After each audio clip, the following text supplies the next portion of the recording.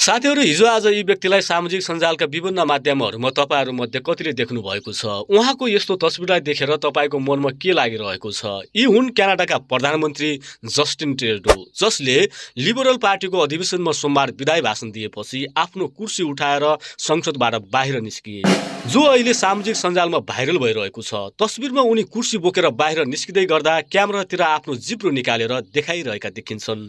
उनको यो संकेत के हो भन्ने स्पष्ट नभए पनि क्यानाडाको संसदीय परम्परा अनुसार सांसदहरूलाई पद छोड्दा आफ्नो कुर्सी पनि साथमा लैजान अनुमति छ। यो रमाइलो क्षणले राजनीतिलाई पनि अलिकति हल्का बनाउन सक्ने संकेत गर्छ। आखिर राजनीति गम्भीर मात्र होइन, कहिलेकाहीँ कुर्सीसँगै मुस्कान पनि लैजान पाइने ठाउँ रहेछ। लौ त दर्शक तथा श्रोता साथीहरू, आजको यो सामाजिक सञ्जालबाट साभार गरेको यो रोचक समाचार तपाईलाई कस्तो लाग्यो? तपाईको मनमा लागेको जिज्ञासा तल रहेको खाली कमेन्ट बक्समा मजाले गर्न नभुल्नु होला। धन्यवाद।